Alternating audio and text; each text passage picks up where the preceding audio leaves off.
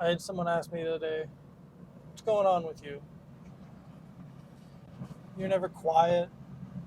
You're never sitting in your room all day. You're always outgoing. What's going on with you? And I just said, do you ever think that you're in a certain point in your life and then you realize that you're just not there yet? You think that you got it all together and that you're starting to move in the right direction, and a person or a place or an event just puts everything in perspective for you. It makes you realize that you're not as far along on the journey as you thought you were, and maybe you walked all the way back to the start.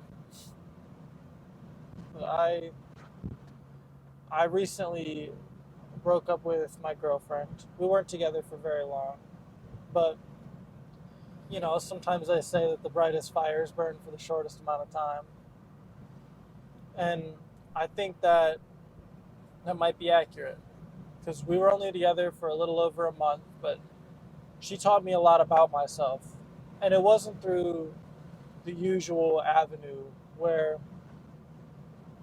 like I do a lot of self-reflecting and I journal and whatever, and I try to come to a solution to my problems on my own. This was, we had problems. We had things that we argued about. We had things that we didn't see eye to eye on. And instead of just acknowledging those things for what they were, we both internalized them and let them run our relationship and not us. But when we broke up, she sat down and had a conversation with me. She didn't yell at me. She didn't scream. She didn't get mad. She just said, I thought this is who you were.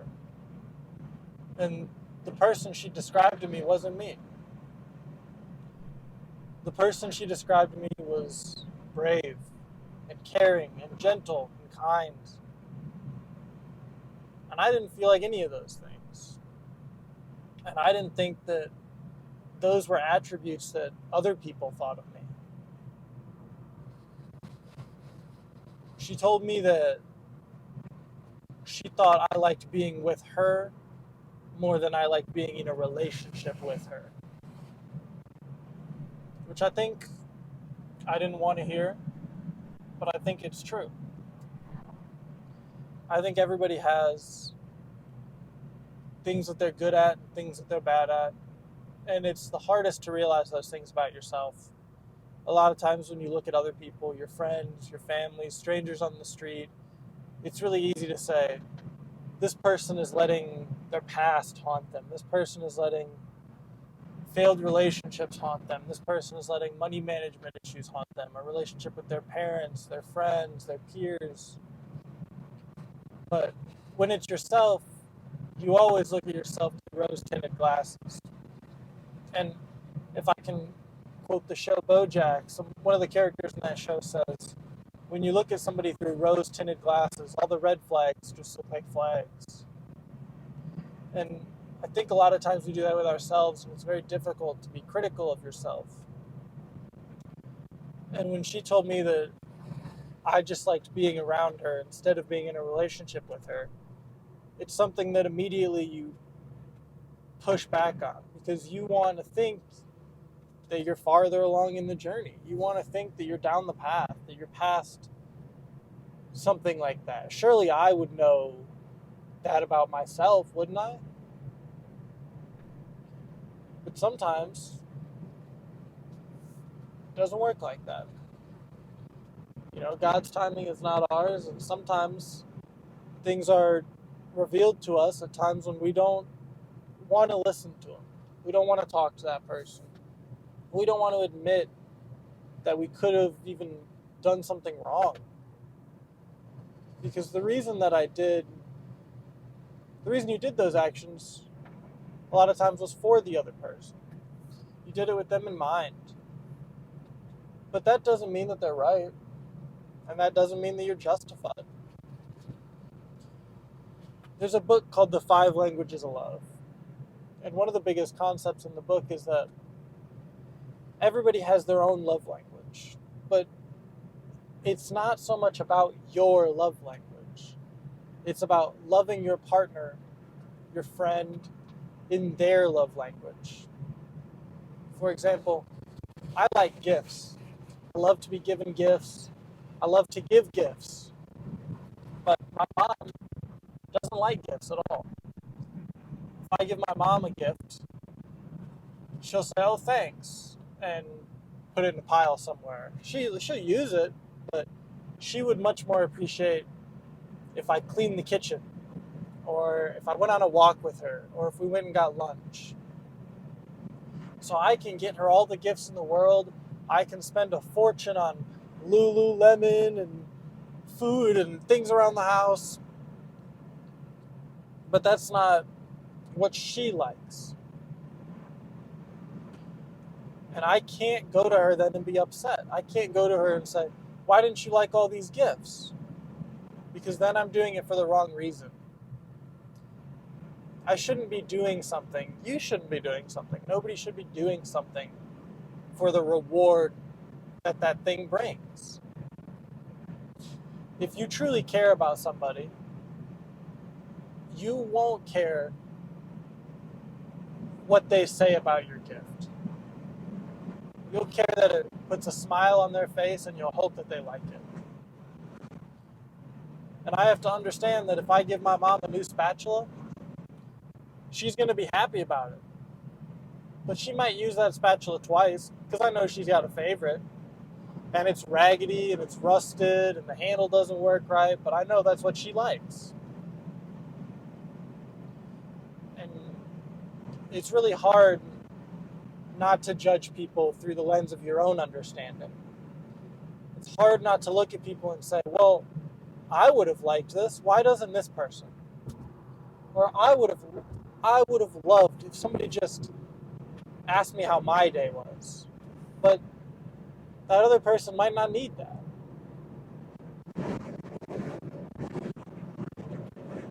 One of the things that I learned is that people are always going to be there, and they'll always be there for you, but they can't be the only reason that you're there at all. It sounds a little confusing, but you're always going to have people in your life who are important. And even if you don't have many people, you'll always have at least one person who you think, "You know what? Things might not be going right. Maybe this person won't lend me money. Maybe this person won't take me out to dinner. But maybe I just like being around this person.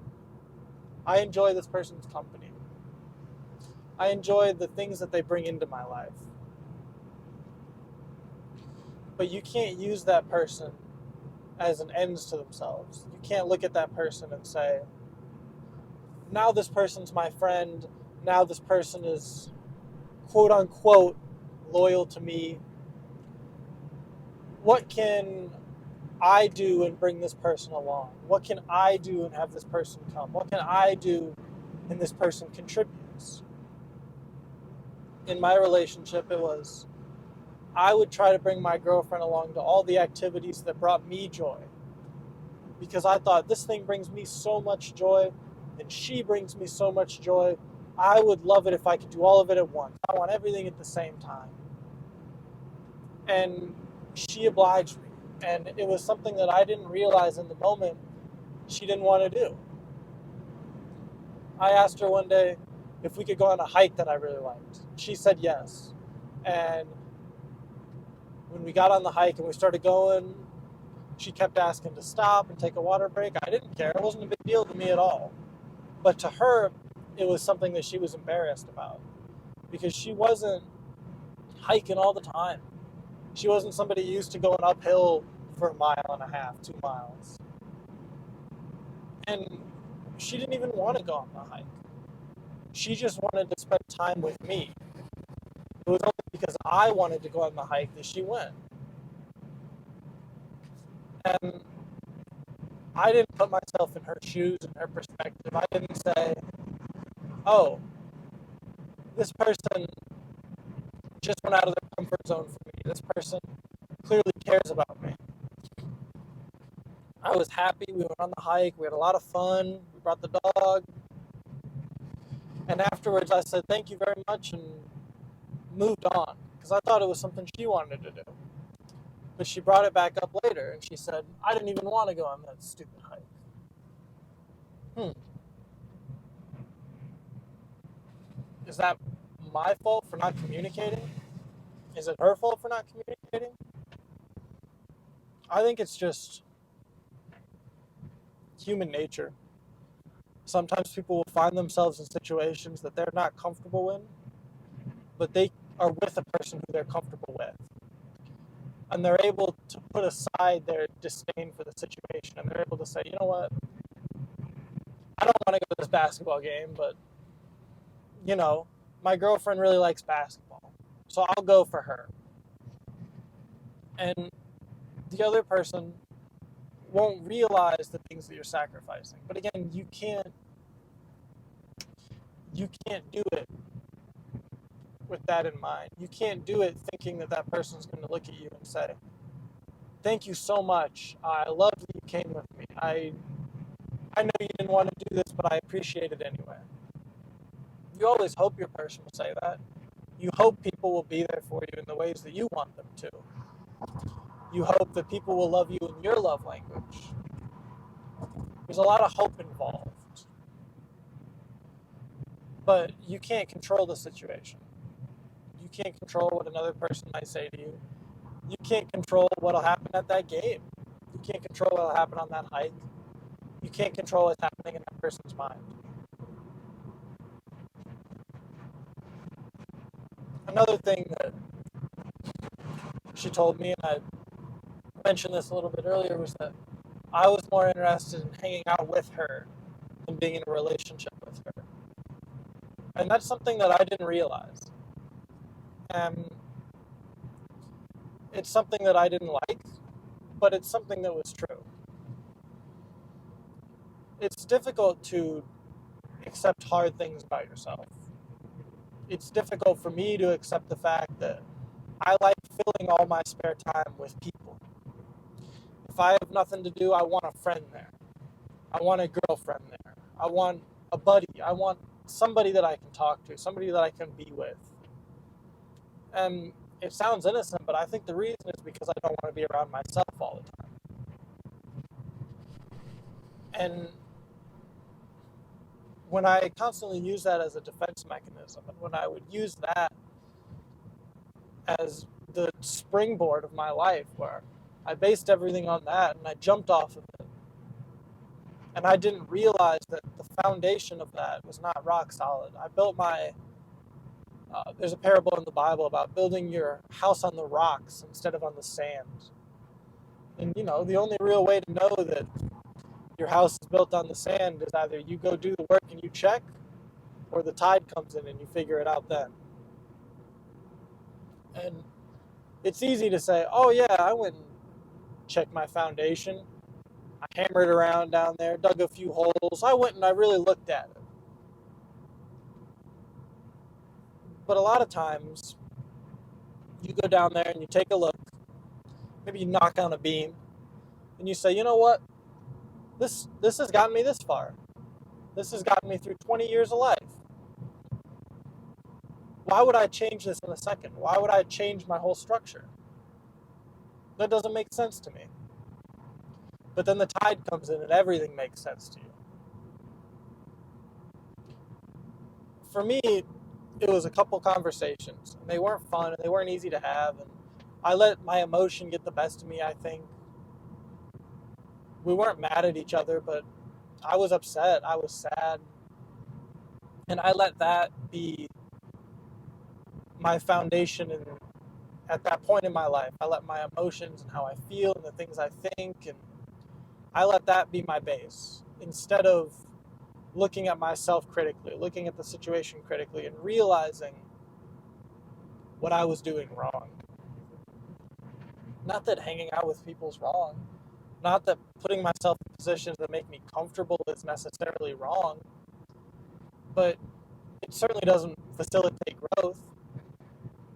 And if I really want the type of growth that I claim I do, why would I not go check my own foundation? Why would I not go digging around? Because it was uncomfortable? Because it wasn't fun? Probably. Probably. It's easy to make excuses. It's easy to come up with 100,000 reasons why you didn't need to check your foundation, why the tides weren't supposed to come in today. It wasn't forecasted. I talked to the weatherman this morning. He said it's going to be calm all day.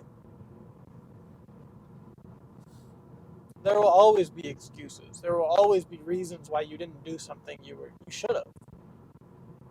They'll always be there. There'll always be a reason why I would rather have a friend in my life. I would rather have somebody that I'm talking to than having to talk to myself. There will always be a reason why I want the validation of my peers more than I want the validation from myself.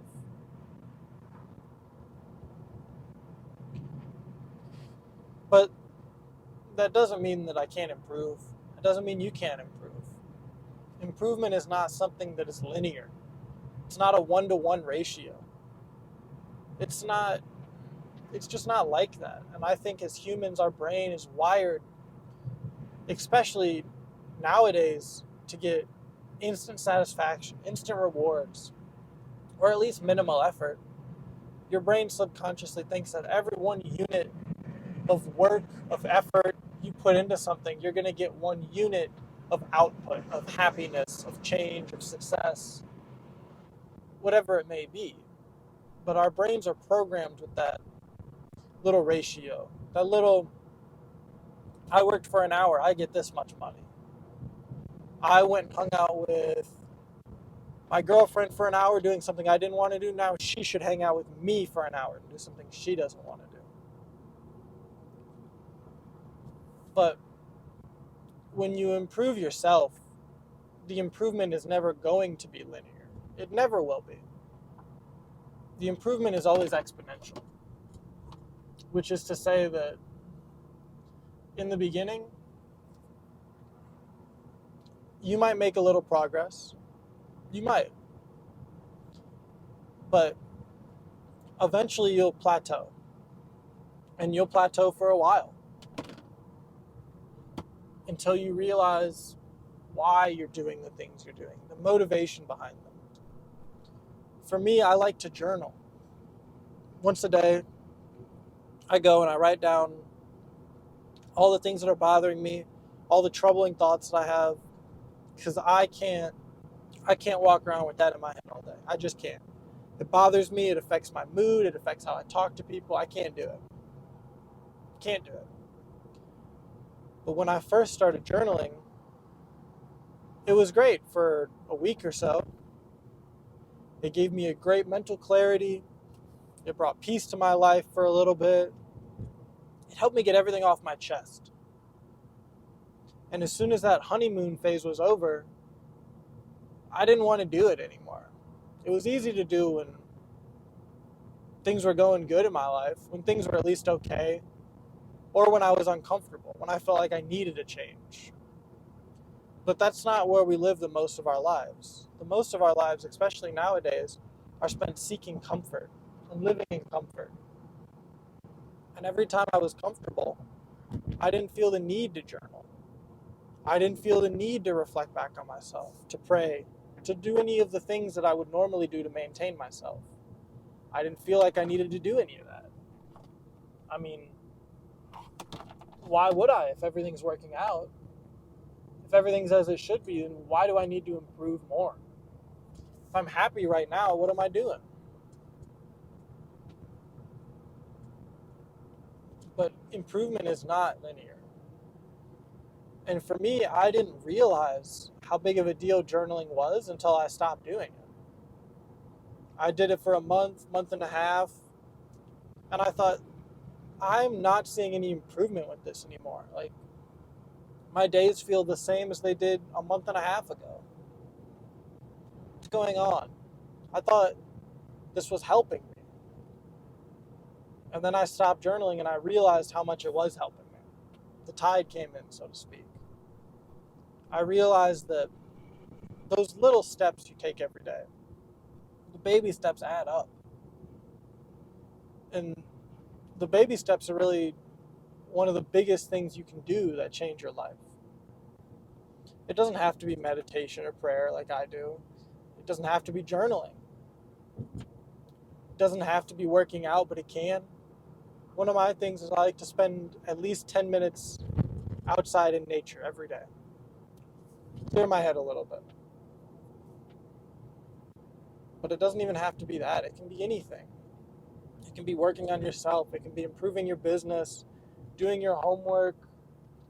But it's through the hardships in our lives that we gain satisfaction. It's through the difficulties and through the struggles that we see what we need to do. We see the person we want to become.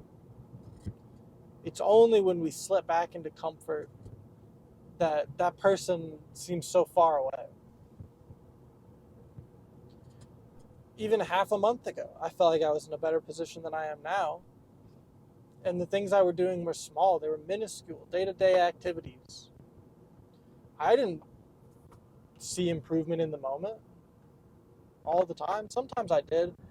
Sometimes I'd be struggling with something in my journal and I'd come to a solution over 10, 15 minutes of me writing. And by the time I got to the end, I'd realize this is exactly what I need to do. But as I journaled more and more, I realized I kept having the same problems. And I kept trying to find different solutions, different excuses, different reasons why I didn't need to improve, reasons why I was fine where I was. And now I can look back through my journal and I can realize that I needed to go through that process because it helped me see what works and what doesn't. It helps me see who I am, where I've come from, where I'm going. I can look back, it's March right now. I can look back at a journal entry from December and see how I dealt with being upset, how I dealt with being vengeful and filled with rage. And even if I don't come to the same conclusion, it gives me a blueprint, an outline of how my brain works, and where I went with it.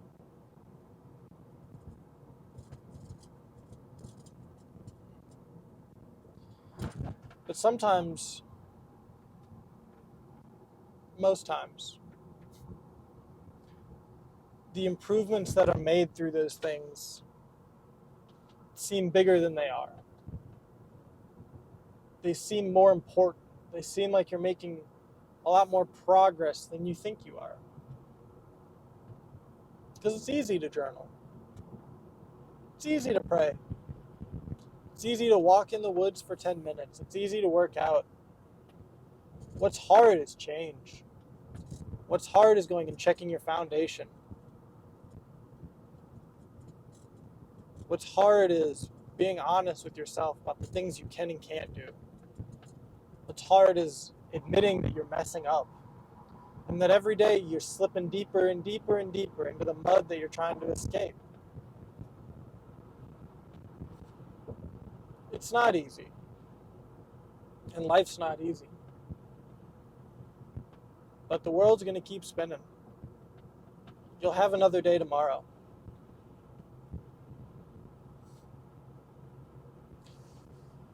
There's a guy I follow on TikTok. People call him OG. He talks about basketball. One of his most popular videos is him saying, I don't need you to give me a year. I don't need you to give me a month. I don't need you to give me a week. I just need one more day.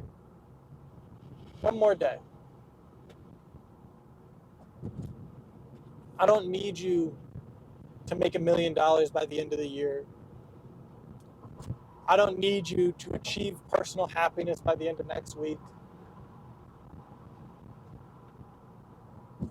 There's a book called Atomic Habits. One of the main focuses of that book is 1% improvement. If you can improve yourself 1% every day, you will get to the point that you want to be at. You will achieve the success that you want. But it'll take time. It's not easy. 1% sounds like such a small thing. You say, I can do 1. Maybe I should do 5. Maybe I should do 10. Maybe I should speed this process up. No reason to just do 1. And then you get to a day where your alarm clock doesn't go off in time, and you're late for work, and your boss makes you stay extra. And as soon as you get out, your mom calls you and she's mad at you, and the rent is due, and you can't even go play basketball, and that's your only escape because you got so much homework to do. And then you think to yourself that 1% is impossible. I could never improve the day that I've had today. I could never get out of this funk that I'm in. That's when you need your 1%. That's when you need the habits that you can build. That's when you need a structure. And you can say, you know what? Today was bad. Maybe it's 10 o'clock at night. And you say, you know what? My first 22 hours of this day have sucked. And I've hated it. But these last 2 hours are going to be mine. In these last 2 hours, I'm not going to allow the problems of my day to catch up with me. I'm not going to allow the negativity in my head. And you know what? I have things that I need to do.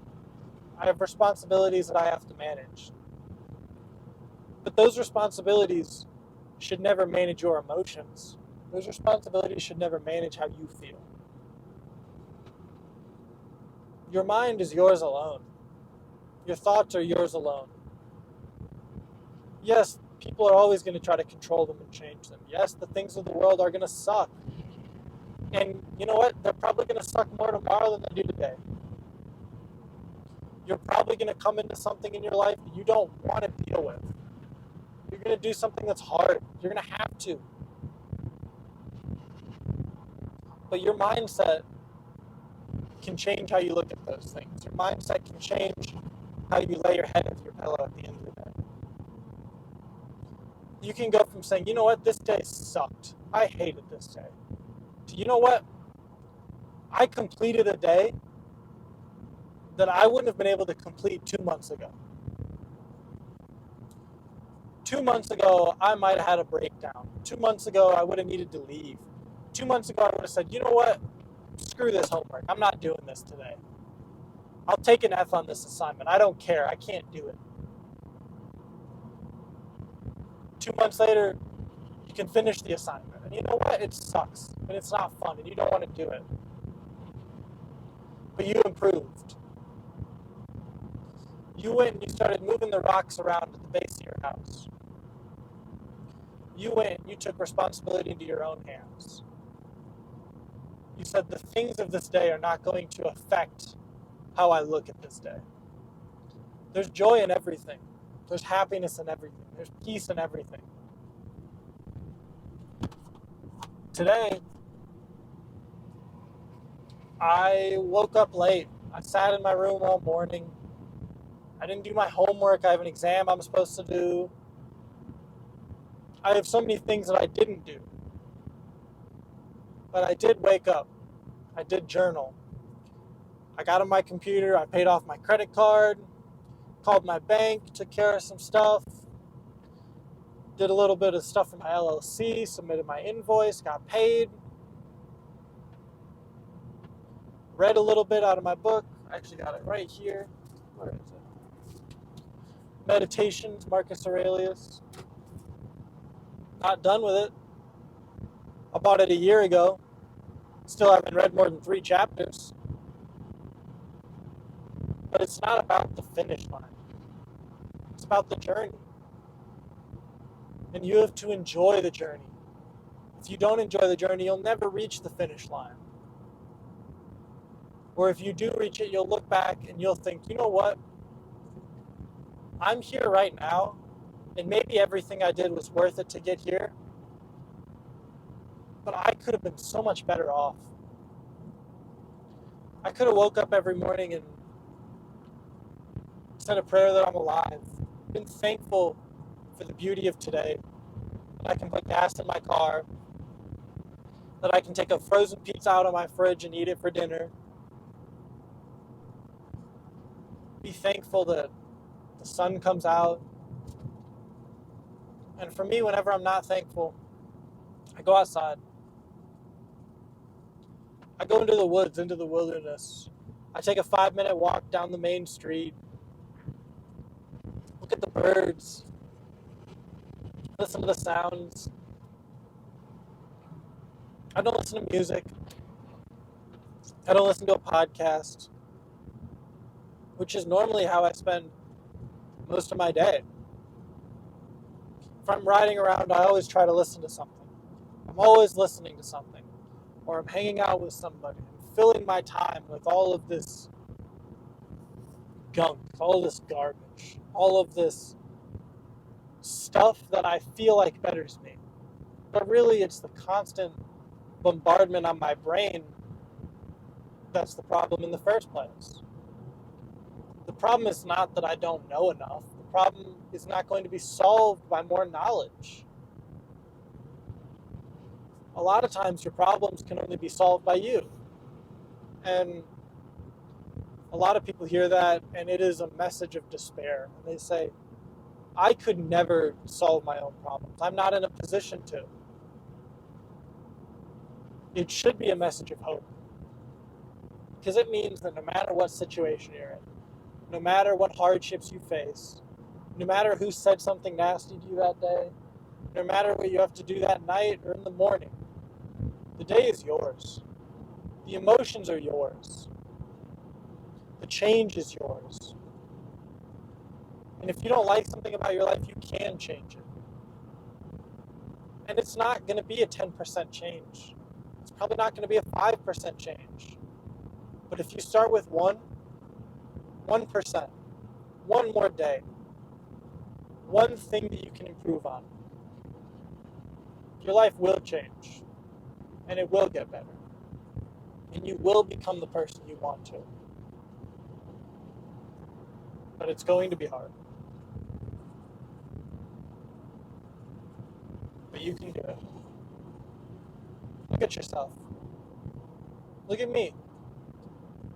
I've lived 20 years on this planet. I don't know how long you've been alive. I don't know the struggles you've been through, but you've been through them. You reached the other side. Maybe mentally you're not in the same piece as you started. Maybe you feel like your mind is fractured. You can't tie everything back together, but you survived. You're listening, you're standing there, you're taking it in. That's a blessing. That is a blessing. Because there's a lot of people who aren't.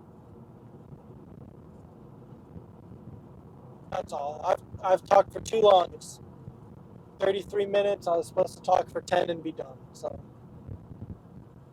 I hope you guys enjoy and have a great rest of your day. Remember that your life is yours. Live it to the fullest.